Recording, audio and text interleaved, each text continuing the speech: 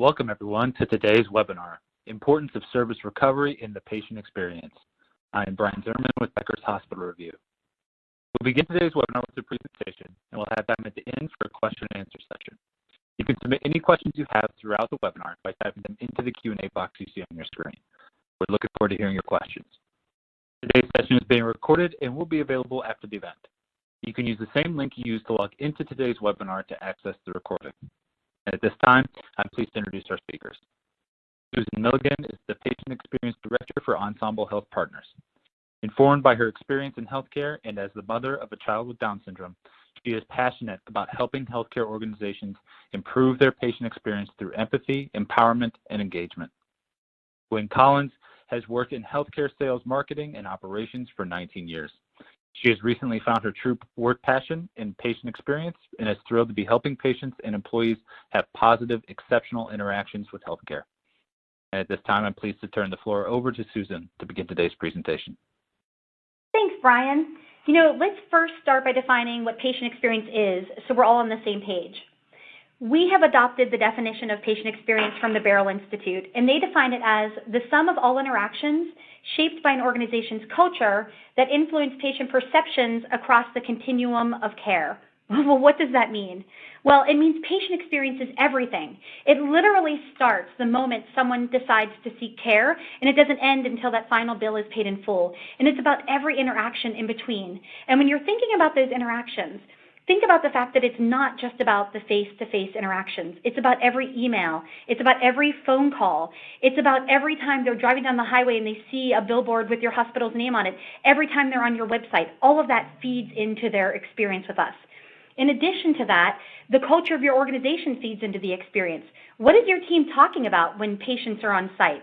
Are they overhearing positive conversations and positive handoffs, or are people complaining about their jobs in the bathroom? That has an impact on their experiences as well. Now, think about perceptions for a moment. The one thing you have to understand is that patient experience is not based on reality. It's really based on perceptions. It's what that patient understood, what they felt, and what they walked away understanding at the end of their encounter with us. And lastly, it's about the entire continuum of care. It's what happens as they're calling to make that initial appointment. It's what happens once they're on site, including the delivery of the medical care, and what happens all the way through until that final bill is paid in full. And so we have to pay attention to all of it. Now, at Ensemble, we really believe that patient experience is a function of three components: empathy, empowerment, and engagement. It really all starts with empathy. It's your ability to sense and anticipate a patient's spoken and unspoken needs. And once these needs are discovered, we empower our teams to make a difference by encouraging outside-of-the-box thinking to improve processes, work environments, and experiences. Team engagement is also critical to our process, and we stress the importance of open communication, initiative, and development. So Gwen, how does this translate into operations? Thanks, Susan. First, let's talk about empathy. Empathy is feeling with someone, and healthcare is expensive. Any organization who develops associates to understand the impact that medical costs have on a patient's livelihood is not only going to have successful patient experience scores, but improved point-of-service collections. After all, point-of-service collections are not just about collecting dollars, but a critical piece of patient education on their personal insurance benefits and financial liabilities. Ensuring your staff is properly trained to recognize opportunities that will create a world-class patient experience is the foundation to success. Next, employee engagement is a critical driver of patient experience. The higher the level of engagement, the more willing employees are to deliver an outstanding patient experience. Organizations that focus on employee participation and involvement in decision-making processes are the ones most likely to experience long-term success. And lastly, it's time to realize the power behind empowering your team. For teams to be truly empowered, they must have authority, resources, information, and accountability. Empowered teams excel at service recovery because they've been given the permission and the trust to do the right thing. So why is service recovery so important to an organization? 81%, or 8 out of 10 patients, are not satisfied with their healthcare experience. And given that the lifetime value of a patient is $1.4 million, that could quickly add up to a staggering amount of lost revenue. Are you investing the time and resources into your associates to ensure that your patients don't walk out the door unhappy? Because, after all, there are no third chances. You know, we believe that service recovery shouldn't be reactive. As part of our patient experience program, we provide in-depth training using proactive service recovery tactics dedicated to improving experiences. The very term service recovery implies that service has failed and needs to be regained. Proactively using service recovery techniques will establish trust, build connections, and inspire patient loyalty. Our definition of service recovery was up on the previous screen, but I really want you to remember it like this. It's 2 parts. The first part is putting out the fire right in front of you. It's identifying what went wrong and solving their problem in the moment. And we do a great job at part 1 because we do it every single day. But part 2 is actually going back and stopping the fire before it can burn somebody else. It's resolving the issue and putting a stop to it so it doesn't continue to happen. And we do a terrible job at part 2. And the reason we do such a bad job at part 2 is we think it's somebody else's job. We think if we reported it, we've done our part. But the reality is, if you really want to get serious about service recovery, you have to stick with it all the way through to the end. And this is where empowerment comes into play. You have to empower your team to use the 4 A's of service recovery. Now, we'll be taking a deeper look at the 4 A's of service recovery later in the presentation. But for now, here's a sneak peek. Anticipate to realize a need beforehand, giving them everything they wanted before they even have to ask for it. Be intuitive. Acknowledge the ability to show that something has been noticed or recognized. This is also a time for self-reflection. The apology, an expression of regret for something that has gone wrong, and it doesn't necessarily mean agreement. And lastly, the amendment, to make better or improve. This is the heart of service recovery and patient experience.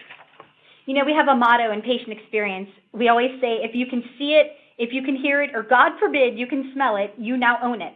And Gwen has an amazing story to share with you about how one of our team members took this motto very literally. A few months back, a coworker of an associate shared with us this amazing story about service recovery that we like to refer to as the incident. The incident took place at a busy, freestanding outpatient facility that primarily serves an elderly population who oftentimes have difficulty getting around. And because this is a freestanding facility, they only have environmental services available after hours. And so, one fateful day, the bathroom that is most easily accessible, convenient, and in the middle of all of the action was rendered unusable. The incident was described as if an explosion had occurred in the restroom and that a terrible smell was causing many wrinkled noses and looks of horror on all the faces of those in the area. What were they to do? EVS was not on site, and they were faced with the dilemma of closing down the restroom that would cause a great inconvenience to both patients and staff. Not to mention, there was still the little problem of the smell. And then, one person, without being asked or told, stepped up. She masked up, put on a gown, and I like to think of her snapping on the gloves and grabbing her cleaning supplies, and she took one for the team. She cleaned the bathroom. What an amazing and humbling display of service recovery part 1. Identifying the issue and putting out the fire from the explosion in front of her. She recognized the immediate need and took steps to ensure minimal disruption to their patients and staff. Now, does the story end there? Stay tuned. Now, I'm not saying that you have to clean toilets to provide an exceptional experience, but there are valuable lessons to be learned from this story. Let's dive into the first A of service recovery. It's all about identifying the issue through anticipating their needs. Anticipating needs creates those personal connections that are so critical to creating an exceptional patient experience. In the story of the incident, our heroine anticipated the needs of those around her, probably without even realizing it. She knew instinctively that closing the bathroom would make for a poor experience for everyone around. But we really want to think about anticipating needs before an incident occurs, and these pointers can help us do just that. It's really important that you're introducing yourself so you can become a patient's person, right? Make sure that you're offering assistance. Empathy is key here. Patients aren't typically excited to engage in healthcare, unless, of course, they're in your hospital delivering a baby. So it's critical that we meet them at their level. Give them your name and let them know that you are here to help. I mean, really let them know that you are here to help. Offer to be their person. That's what they're looking for. Meet their needs before they're even realized. Be proactive and provide information and resources before they even know to ask for it. You know, hospitals are often very challenging to navigate, and if that's a problem at your hospital, if you know wayfinding is a pain point for your patients, have facility maps handy. Invest in wayfinding technology or walk patients to their appointments or engage volunteers to do so. Have you ever seen a patient sitting there shivering? Go up and offer them a blanket proactively. How would they know to ask for one? Just to take care of them like you'd want to be taken care of. And make sure you're following through on solutions. And that means that you have ownership from start to finish to ensure this problem doesn't occur again. I need you to become the subject matter expert of your areas. You have to know about all of the resources your facilities have so you can direct patients there. Do you have a Starbucks in your cafeteria? Do you have a Chick-fil-A? Is there a beautiful garden? Do you know the Wi-Fi password? Make sure that you're using all of these things to improve the patient's experience and give them places they can go for respite and distraction. I also really need you to focus on practicing situational awareness. That means you have to look and you have to listen. You know, we've had a lot of success with our teams just from them observing patients and their caregivers' behaviors. One of our team members in an outpatient clinic area where teenagers were coming in after school for therapy sessions recognized right away that students were often leaning over and writing on their books and trying to use this tiny table to do their homework. So they asked if we could buy clipboards and hand them out so the kids could easily do their homework on them. So they went out and bought these amazing, colorful, teenage-type clipboards, and they handed them out to everybody. Problem solved. And those patients immediately felt cared for and started writing about it in comments. It can be that simple. You know, anticipating needs makes a lasting impression, and that's what we're looking for. Okay, this one goes out to all you leaders out there. Think about creating a customer service culture. Hire associates with a passion for service. Use interview techniques to determine if the candidate is a good fit for the position. Hey, Susan, have you ever asked the question during an interview? Tell me about a time you've had to resolve conflict. How did you do that? And if they answer with, I give it to my supervisor. Ooh, hard pass, interview over. You know that's not the person who's going to build a service culture. You want critical thinkers. Hire the person that has a heart for service. Invest in education. Frontline staff needs to be prepared to deal effectively with patients who won't be shy about expressing their frustration. Oftentimes, the situation is outside of the staff member's control, so they need to have the tools to resolve the situation quickly. They need to have permission and support. A comprehensive training program for new hires and existing staff will provide your team with the skill set to use when needed. Thanks, Gwen. You know, we mentioned earlier that patient experience spans across the entire continuum of care. But the problem is so many associates believe that unless they're patient-facing, they cannot have an impact here. And that's not true. Gwen's going to talk about a few critical touch points in the patient's experience and how we can anticipate their needs. Listen, guys, this one's for everybody. The first step is to show up. Not just every day, but in bad weather, if you had a flat tire or a rough morning. We have to be clear with our teams the impact they have if they don't show up. Address attendance issues early and often. Absenteeism or chronic tardiness affects patients and your fellow team members. Being short-staffed can have a negative influence on patient perceptions of care and increase stress on employees.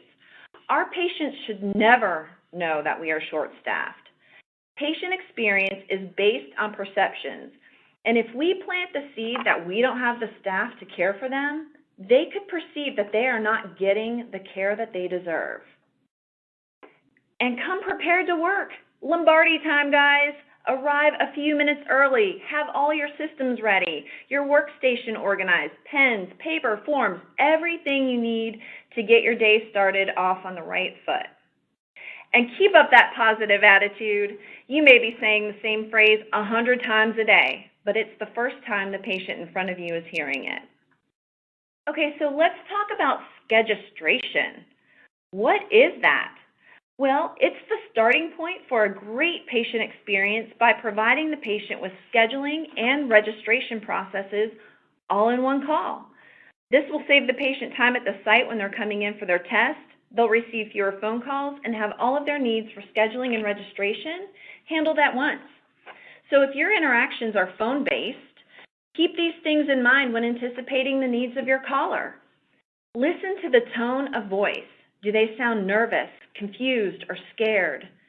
Pay attention to when they want the appointment. Does the caller have a sense of urgency? Imagine that you're the parent of a child whose pediatrician said, "Your child needs to see a specialist right away." And when you call to make that appointment, you're told it's 3 months out. Are your teams prepared to discuss options? Can they offer another location within the health system? Is there a waitlist option? Are they empowered to call the department for a work-in? When you are onboarding your new hires, are we discussing these scenarios? Education is key. Your teams should be discussing scenarios like these during daily huddles, monthly staff meetings, and when you're rounding to ensure that resolving these issues is part of their playbook. Come on, guys, use common courtesy and common sense. Recognize the prep. If it's a fasting appointment, schedule it first thing in the morning.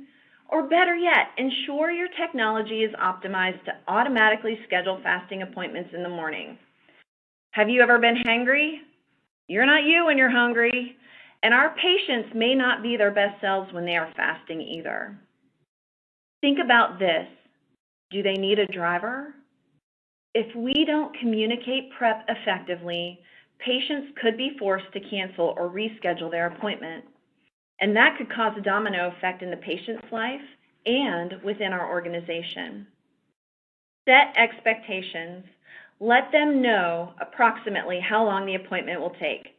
People have lives, work, family, friends, things they need to get back to. Make sure that those expectations are set at the very beginning so they can plan their day. Hey, patient access. When you are patient-facing, you have an advantage. You can not only hear their tone, but you can see their body language, the look on their face, their mannerisms. You may be able to identify what they need from you faster simply through observation. See your surroundings through the eyes of the patients. Do they have a child with them? Does that kiddo need a distraction to keep them entertained? Are they struggling to get in and out of their chair or having difficulty opening the bathroom door? Are the lights turned on in the morning to welcome your patients? Correcting these seemingly simple things is anticipating their needs. In an outpatient setting, we know who's coming. Let them know we were expecting them. You can say things like, "Hi, Mrs. Smith. Welcome to your appointment today. My name is Gwen, and I'll be helping you through the registration process and discussing your financial responsibilities." Be the subject matter expert on your work processes and facility amenities. Think about the information that you would need or want if you are a patient here. Consider, too, the caregivers that may accompany the patient. Do they need something to do while they're waiting? Direct them to your fabulous gift shop, the cafeteria, the garden, art installation. Give them the Wi-Fi password. Tell them where they can charge their phone. Give them those things before they even know to ask. And finally, customer service. All right, we're talking about money here, so it's really important to listen. Take the time to hear what the patient is saying so you can understand their concern. Don't assume that you know what they're calling in for. Be a resource and an advocate. If you know there's something that you can do to stop your patient from being turned into collections because they've not received their bill, do it! Your associates should be able to handle common patient concerns without escalating to leadership. Permission to do that and empowerment is key. Let them own the process. Provide payment options. Does your health system offer a prompt pay discount? Are your guidelines flexible? If a patient calls in to pay their bill on the 4th day, but the prompt pay discount is only for the first 3 days after discharge, is your team empowered to take the payment and make the exception? Now you're probably sensing a trend. The more we empower our associates, the more easily they can take a proactive approach to serving our patients. Let's face it, sometimes things go wrong. And if we have failed to meet our patients' needs, spoken or unspoken, we have to acknowledge that fact. When you see a patient crying or yelling or sighing heavily or stomping across the room, I need you to be brave and I need you to walk into the lion's den. Because if you don't, not only is their experience ruined, but the experience of everyone around them is impacted as well. Because if you don't care about that person, you're not going to care about me, and I will take my complaints home and write about them on the survey later. But on the flip side of that, if you engage with that person who's upset or crying, if you walk up to them and you simply say, hey, I can see something's going wrong. How can I help? I want to help. Then automatically you start to de-escalate that situation and build trust with that patient. And you build trust with everybody in the room who could see them and hear them being unhappy. And they will not take their complaints home. They will bring them to you because you've already established that connection. And that's what we're looking for. Use empathy. Patients really want understanding and connection. You know, there's an old saying, you're not qualified to change my view until you first demonstrate that you understand my view. Building that connection and really putting yourself in their shoes is critical in these moments. I also need you to practice self-reflection, and this is really hard. I have to have you acknowledge if you've lost your love for healthcare. Maybe you've become jaded and you've stopped seeing patients as human beings who need care. Too often, we're treating patients differently based on assumptions or judgments or lack of understanding as to what brought them here today, and every first impression is an incomplete impression. You know, there's a disturbing trend in healthcare that should be a major cause for concern for every organization, and it's that our patients are overhearing our team members talk about them and talk about other patients. That behavior is never okay. If you overhear it and you don't address it, you're just as guilty as they are. Remember our motto, if you can see it, if you can hear it, or God forbid you can smell it, you now own it. So if you sat idly by while they bashed a patient or they ignored them because they thought they were a drug seeker, you're just as guilty as they are. Let me share some comments with you that have shown up on surveys over the past year. Everything was going fine until I heard them refer to me as the heavy-set lady in the corner. I felt less than human when they giggled when I couldn't get out of my chair. Nursing students were on the floor doing a push-up challenge in the room next to mine while I sat there waiting for someone to help me to the bathroom. Yeah, I came in as an overdose patient, but I didn't overdose on street drugs. I had misread and mixed prescriptions. The nurses were extremely rude and mean. I had defecated on myself, and they actually laughed at me. A group of them in the hallway laughed at me while I laid there soiled and freezing. You know, if a patient took the time to write these comments, how many people do you think they shared this story with? These conversations are most likely happening in your organization right now, and it needs to stop. Your team has choices. They can change their attitude, or they can change their scenery. Judgment leaves lasting impressions on patients. And when we make assumptions that somebody's overreacting or underreacting or drug seeking without any recognition of where they've been, we damage not only our hospital's reputation, but our reputations. Judgment is real. Let me tell you a story of what happened to me. So my husband and I got married in 2004. And when we got married, we decided right away we wanted to have a family. And we tried to get pregnant, and we couldn't. And we had to seek fertility to have our son Colin, and he was born in 2007. And when we had Colin, we were told, enjoy him. He's going to be all you have. Well, imagine how surprised we were in 2010 to find out we were pregnant again. We were over the moon excited, and we kept calling this little nugget our bonus baby, and that's how we referred to him throughout our entire pregnancy. Well, everything with the pregnancy went incredibly well until 5 weeks before my due date. 5 weeks before my due date, I started having complications, and they put me in the hospital on bed rest, which was excruciating for me. And they said, okay, we're going to try to keep him in there as long as we possibly can. Well, as long as we possibly could, ended up being a week. So 4 weeks before my due date, they delivered our second son, Danny. And I still remember that morning. It was a Saturday morning. They delivered him via C-section. They held him up, and I looked at him, and I said, okay, 10 fingers, 10 toes. He has my chin. He's cute. Let's do this. And then the whispering started, and they took our bonus baby away.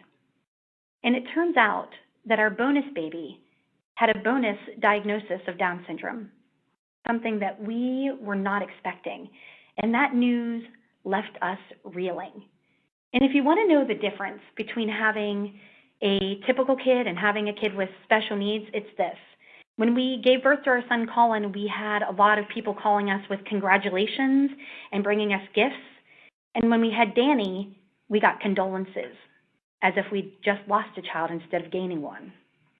Well, when you have a special needs kid, the early weeks of their life, you have to be at the hospital a lot because Danny had to see a lot of different specialists. He had to go to cardiology and pulmonology and genetics. And so we were back and forth to the hospital very often. In 6 weeks into his life, we were home. And again, it's on a weekend, right? And he didn't look well. He was really pale and his breathing was really shallow. And I said to my husband, you know, I think we need to take him to the emergency room because something just seems off today. And at the time, we had insurance that mandated that before you could go to urgent care or to an emergency department, you had to call the nurse helpline. And if you didn't call the nurse helpline, it wasn't going to be covered. Well, healthcare is expensive, so you call the line. So I called the nurse helpline. I explained what Danny looked like and what he sounded like and what my fears were. I laid it all on the line for this nurse. And I still remember what she said to me. She said, oh, Susan, babies.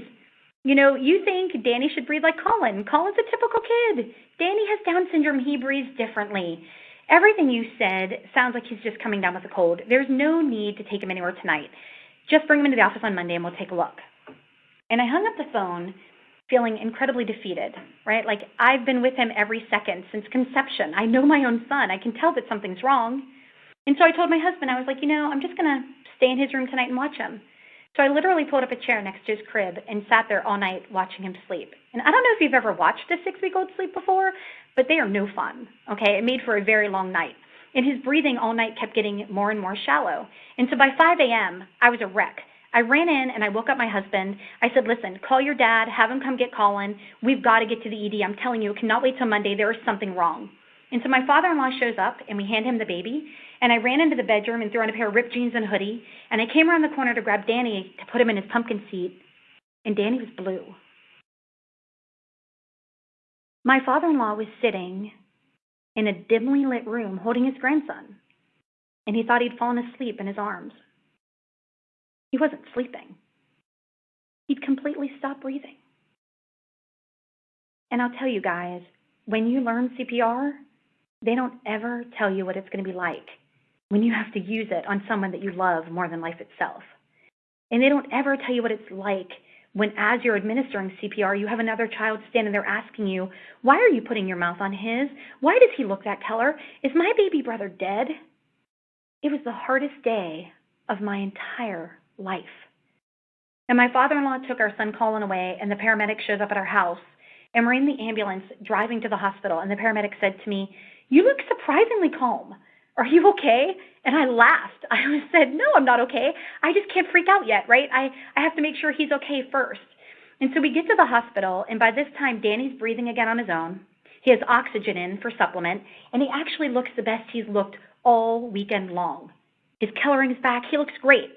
And the nurse walks in to check on us, and I chose that exact moment to have an epic breakdown. I was hysterical. I was screaming and crying and sobbing and shaking. I could not get myself together. And the nurse looks at me in that state, and she looks at Danny in his crib looking perfect in that moment. And she said, he's fine. Because she judged me. Because she didn't know that I held him in my arms lifeless an hour ago. She didn't know that I hadn't slept in 24 hours. She didn't know that he wasn't even supposed to be a part of our family and how blessed we were to have him. She judged me based on what she saw in that one moment in time. And the reason I share that story with you is that happened 10 years ago, and I can still feel it like it was yesterday. What kind of stories are people telling about you? Because they're telling stories. Don't think for a second that they're not. And you don't want that to be your story. You want your story to be, he held my hand when I was scared. She called my friend so I didn't have to be alone. They brought me a warm cup of coffee on the coldest day of my life. Those are the stories you want to have told about you, not one that still brings tears to somebody's eyes 10 years later. And here's the thing. You get to decide what kind of stories they're going to tell. Are you going to lead with judgment? Or are you going to lead with empathy? Make the right choice. That's a great point, Susan. You get to decide what kind of stories they're going to tell. And one of our leader tips is to model behavior. And just like patients are watching us, your team is watching you. So be sure you're modeling the expected behaviors. Recognize excellent customer service. If you truly want your employees to deliver exceptional customer care, reward them. And while your thoughts may automatically turn to monetary rewards, don't underestimate the power of verbal praise and recognition. Having a reward system in place will not only inspire your team to deliver positive experiences, but motivate them to resolve service failures when they arise. I cannot stress enough how important it is to spend time with your team so you can observe their behaviors and provide in-the-moment coaching. You should be celebrating those moments when they've had a big win and guiding them to better behaviors when they've had a service failure. Thanks, Gwen. Now, let's talk about apologies. You know, they're not really meant to change the past. They're meant to change the future, which takes us right into part 2 of service recovery, resolving the issue. Yep, so now that we've identified the issue, it's time to break it down. When looking for resolution, the apology is a critical step to establishing trust and building connection. Let's review a few key points when issuing an apology. First, be sincere. If something has gone wrong and an apology is in order, you can sincerely say, "I'm sorry, that isn't the experience that we want you to have. What can I do to make it better?" Saying "I'm sorry" means that you care and begins to build the bridge of connection. It does not mean that you caused the problem, nor is it an admission of guilt. All right, and this one's really important. Don't throw others under the bus. Remember in part 1, anticipate, it's our job to determine root cause and follow through on solutions. If there's a known issue with the process and we've not done anything to fix it, we are equally responsible for the problem. And come on, guys. Don't overshare. Our burdens should not be the patient's burdens. Perceptions are everything. We had a CFO share with us recently the story of her friend who was a patient at her facility. This patient had checked in for her appointment and was waiting to be taken back for her test. And while she was waiting, she could see that the department was extremely busy. And so her appointment time came and went, but she wasn't too concerned because she could see they were working hard to get their patients back to the appointments. And finally, after some additional time had passed, an associate approached her and said, "Oh my, you're still waiting? I'm sorry, we forgot all about you." Who even says that? In that moment, the patient's perception changed from that of grace to anger. We changed her perception because we overshared. Choose your words wisely. All we had to say in that moment was, "I'm so sorry for your wait. Let's get you back to your appointment right away." But see, how are your associates going to know how to handle those situations if you're not talking about them? If you're not providing feedback every single day on when things are said really well and when they're said completely wrong? We have to build a culture of feedback. You should be sharing what the team is doing. These scenarios that we're talking about have to be shared. Your patient experience comments have to be shared. Share the good, the bad, and the ugly. right? Ask your team how we can change future patient perceptions. Make sure that that feedback is a balance of positive and constructive. And as leaders, you're a role model. Don't dish it if you're not able to take it. So make sure that you're asking for and receiving feedback in a positive way as well. Empower your team. You're going to hear us say this all day long. Give them the freedom and ability to make decisions and honor the commitments we're asking them to make to patients. Empowering staff to handle service recovery issues rather than referring them to other departments can reduce delays and patient frustration.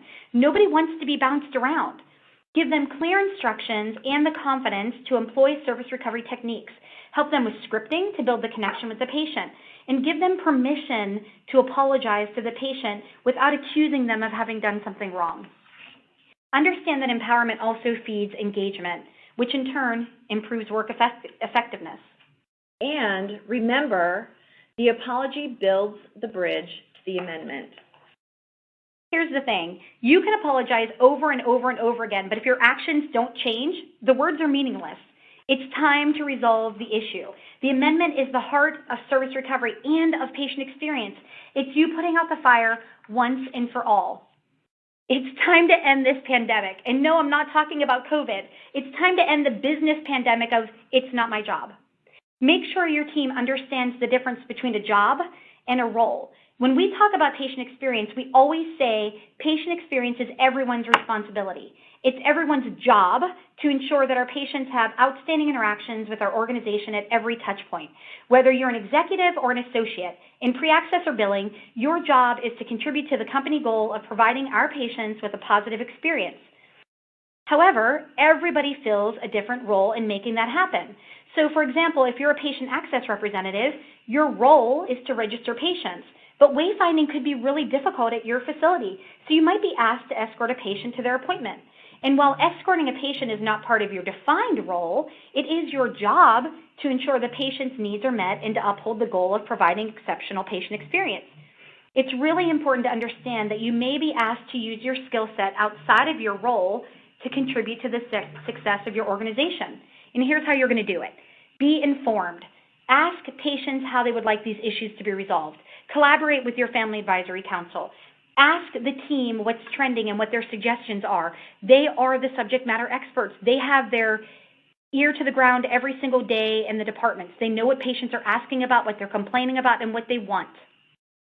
Take action. Do not let the patients leave unhappy. Solve everything you possibly can in the moment, or at least provide a timeline for having it resolved. Please make sure you're executing. We do a lot of talking and not a lot of execution. Make those process improvements. Implement the fix. It's our job to see it through to ensure that the same issue doesn't happen again and again. And if we are recovering a service failure, a patient might give us a second chance, but as Gwen said earlier, we may not get a third one. Communicate. Share your organization's success by posting information on social media. Display patient testimonials on digital signage in your waiting areas. Publish things in articles. And share those things with your frontline staff. You should always be talking about the wins of the organization.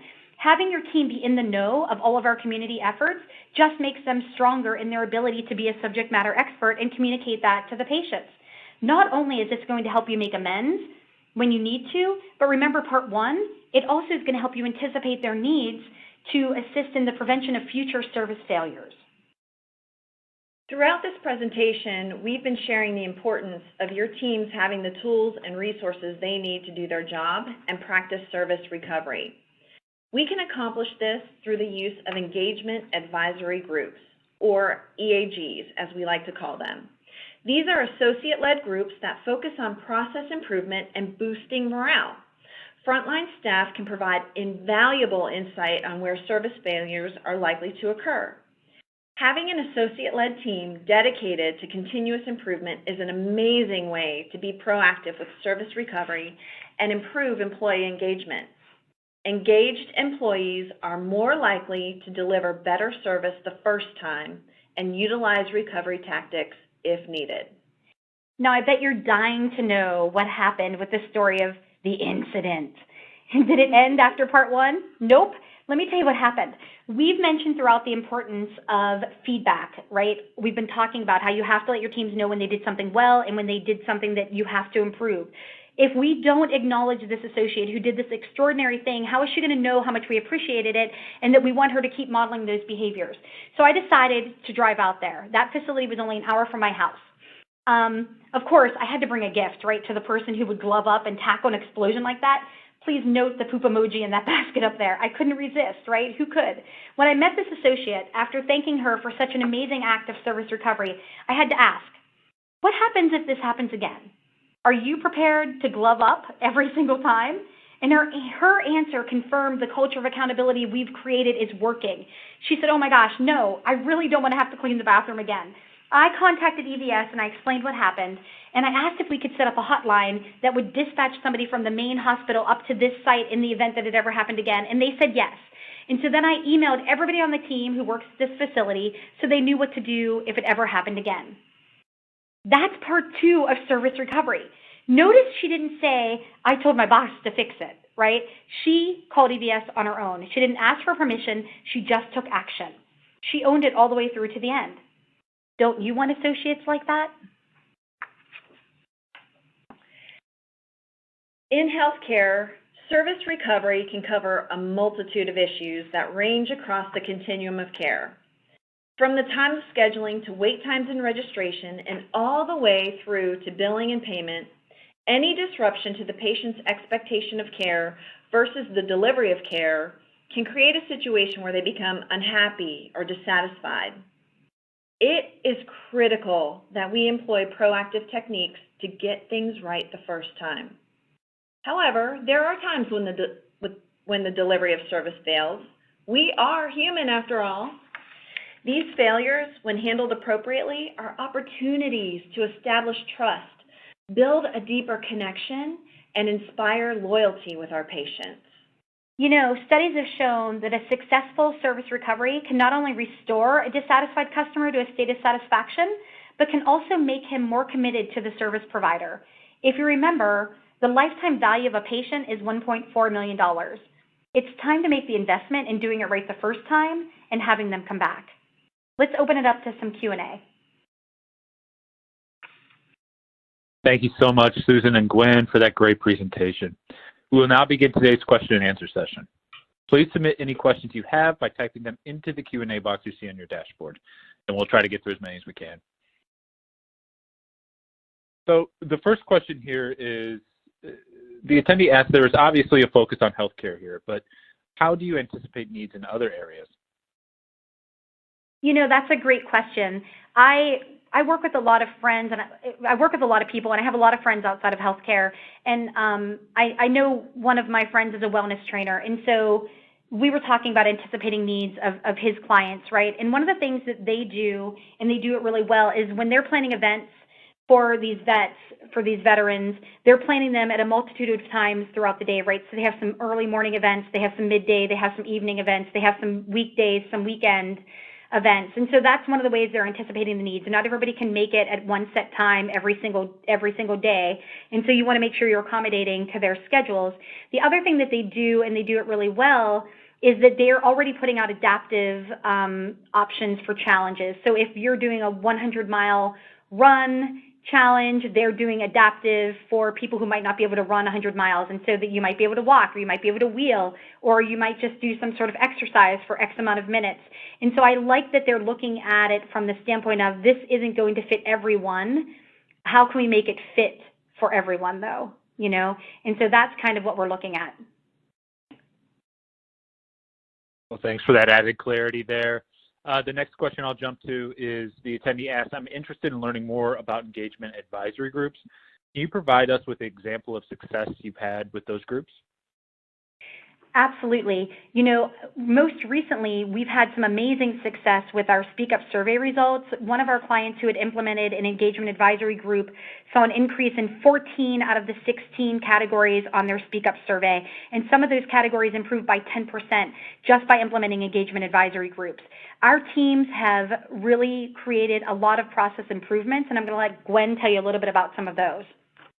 Yeah, thanks, Susan. One of the most exciting things about engagement advisory groups is just seeing the teams really come together and mature as they form these groups. and they really get excited about process improvements. And I'm not just talking about initiating smart phrases in the EPIC system to make their workday more efficient. I'm talking about they've actually made facility-type improvements. One particular EAG that we have has proposed to leadership of getting an automatic door opener in the ED where patients were struggling to open the door.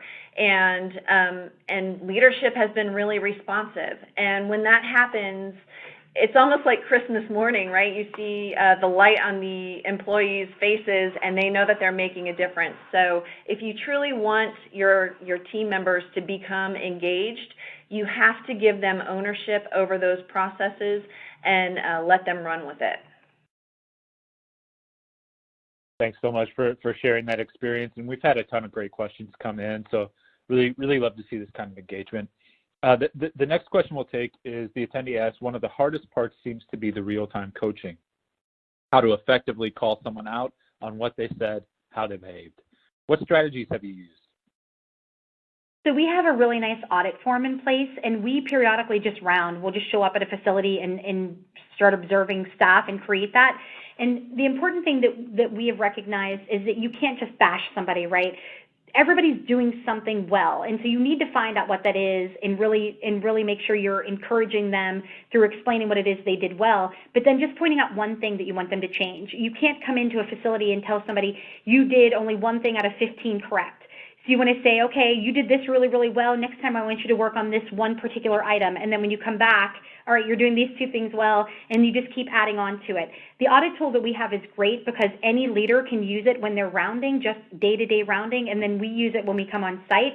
And you can give a copy to the associate as well so they know what they're working toward. And I'll just chime in here too. One of the techniques that I like to use when I was involved in operations was I would sit with my representative and say, tell me what you think you did really well and tell me what you think you could have done better. And so having them do that self-reflection and kind of analyze through the conversation that they had, it's not, putting them on the spot. It's getting them to change their mindset and change their way of thinking. So I really found that technique useful. Excellent. Definitely very helpful to hear that. The next question we'll take is the attendee asks, service recovery is so important, but to what level do you recommend we promote this service to your patients and the overall community proactively?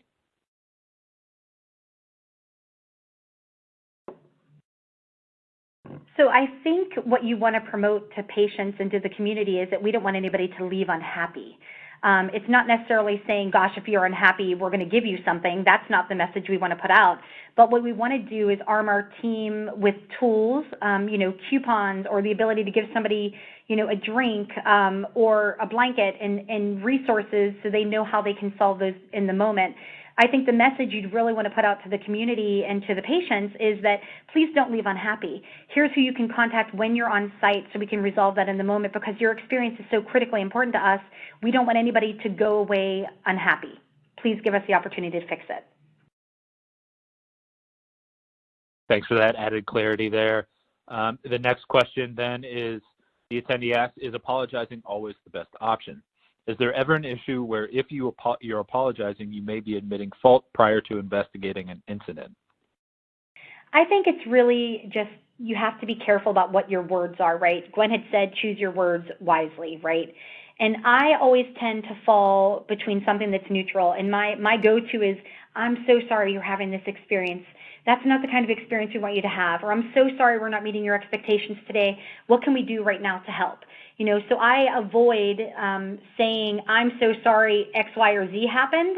It's really just a blanket general statement, and it's really the sincerity in your voice that makes the apology.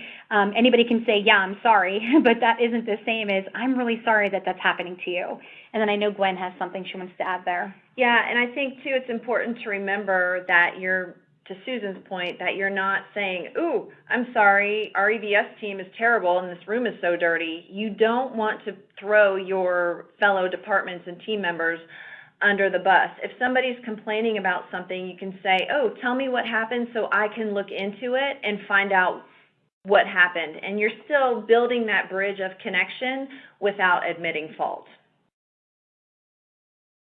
Some really, really helpful advice there about communication strategies and approaches. The next question begins with, quote unquote, we're short-staffed today. Any advice how to curb this communication from the front line? Is it better to address by individual or as a group? Perhaps is a combination of the two strategies the way to go? Well, I would say a combination of the two strategies. First, you have to let your team know what the expectation is. I have found that nobody really sets out to disappoint us. They simply say things because they don't know what else to say. And so that's where scripting comes in. And so I would first address it as a team. And then if you continue to hear a specific staff member, then you go on to the one-on-one coaching with that. But make sure you're giving them words to say. All they have to say is, I'm so sorry for your wait. You know, they don't have to say, I'm so sorry for your wait. 5 people called in again today. You know, and so it's really just giving them the tools on what to say and then letting them make it their own that will make it successful. Excellent. And we'll jump right to the next question here. So the attendee says, I hear the importance of hiring of service-centric staff. What steps would you recommend for training or retraining of current staff to help change the culture toward one of service? So my thoughts on that would be that honestly it has to be an organization-wide change, because if you change it in silos, you're not going to have the effect or the impact that you're hoping for. So my preference would be that organizationally we require everyone from EVS to protective services to patient access to nursing to physicians to attend the same type of training and actually attend them together, not in groups, but like in departments. So everybody from ED goes and they go together so they can see how EVS might manage something and how a physician manages something, and it just sort of builds those teams. And then it would go into like departmental training rather than doing it. But it really has to come top-down organization. But if you can't have that, if you can't make that happen, and that happens a lot, then really just re-engage your entire staff and get them the education that they need. Because again, I don't feel like they're setting out to disappoint us. I feel sometimes they don't know the expectation. And so we have implemented a mandatory training that's an introduction to patient experience and service recovery that every new hire at our company is required to attend within their first 30 days. And that just lays the expectation for everyone across the board, no matter what level you are, on what our goals are and what our expectations of behavior are. And just by doing that, it makes the coaching, the one-on-one coaching, easier, because now everybody's gotten the same message, they know the same standard, and addressing that is easier to do. And I think, too, to piggyback on what Susan is saying, you have to have that culture of accountability as well. So you can do training all day long, but if there's no inspection of your expectations, how do we know our team is performing to the standards that we want? So, you know, of course, you want to do the training and you start building that culture, but you also have to be open to feedback and, you know, routinely round with your team, ensure that they're doing and modeling the behaviors that you expect them to do. So this next question then directly gets to sort of the cultural change of accountability. So the attendee asks, how do you approach a culture change of having accountability with a seasoned group of staff, a group that may be stuck in their ways and may have lost that quote-unquote heart for healthcare? So we call our training kind of a refresh that we do, because if you have to give them something that makes them feel why they chose healthcare to begin with. And so if you can get them into a room and share the comments, right? Share patient testimonials that are heartbreaking, right? That are both positive and negative, and really speak to what's going on. I think that helps sort of break down that barrier that they have built up, and they're leading with sympathy more than empathy. And so I think that's probably the first step. I think the other thing is you have to, again, lay that expectation, because if you've allowed them to have these poor behaviors all this time, you can't come out of the gate just, you know, holding them accountable. You have to let them know, gosh, we're changing our standard of care, and this is what we want going forward. I want to make sure everybody understands what that looks like and what that sounds like, and here are the consequences if we don't deliver on that. I think you have to be very forward in what you're telling them about. Yeah, and I will chime in and draw on my time managing operations. You know, don't shy away from those difficult conversations. If you notice that you have a seasoned team member who is stuck in their ways and may have lost their heart for healthcare, have that conversation with them. Say, hey, I noticed that your tone of voice or, you know, your attitude or your actions or whatever that may be has changed. You know, what's going on with you? What's happening? And then I use this question with some of my former team members several times. I asked them, I said, what brings you to work every day? What drives you to answer 35 calls in an hour and keep that upbeat, positive, you know, attitude? Really ask them, what motivates you? And you may find that their answers surprise you, and you may see a renewed love for the job that they are in. Yeah, and to Gwen's point, it's really hard to provide feedback or accountability if you don't have a relationship with that person. So if you're not spending time with your team, if you're not consistently observing them doing things well and doing things, you know, not as great as we'd like for them to do, then it's harder for them to take that feedback from you, and it's harder for you to hold them accountable. So you really have to take the time to be with your team and observe them and celebrate the wins and correct the poor behavior. Thank you both for tackling that one. As we approach the end of our time here, we'll probably just have a few more minutes, so just a couple more questions. The next one I'll throw out there is the attendee asks, what are your thoughts about measuring things like what percentage of patients who turned in negative feedback had service recovery, and how long it takes for service recovery to be completed? I mean, I think any time you can provide measurements like that, I think it's always a great idea. You have to understand patient experience is based on perceptions, right? And so just because there's a negative comment doesn't necessarily mean that something was broken or even went wrong. It could be a perception issue. So what we have found really helpful is when you're sharing those comments and you're trending them, and you should really be looking at comments, you know, every couple weeks. And not just the comments that are for your, you know, for the nurses or for patient access, but the comments for the entire department, because patients are going to write about whatever they want to write about anywhere. They're not going to keep it in the section that we tell them to keep it in.